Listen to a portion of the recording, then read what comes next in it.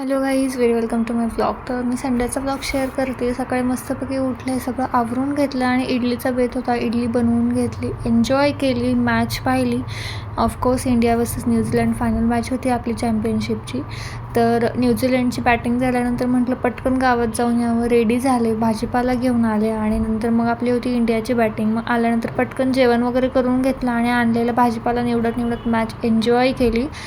लग्नानंतर पॉपकॉर्नच्या ऐवजी भाजीपाला असतो राईट. तर खूप छान मॅच झाली आपली, इतकी इंटरेस्टिंग होती. फायनली आपली इंडिया जिंकली आणि खूप जास्त आनंद झाला.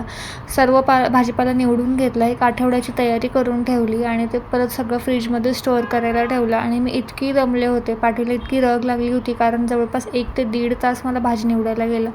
पण ठीक आहे, आठवड्याभराचं काम करून घेतलं. मग मस्तपैकी शांत झोप आली. पण फायनली मला इतकं दमायला झालं होतं, पण खूप छान झोप लागली कारण आठवडाभर मला आता टेन्शन नव्हतं. बाय.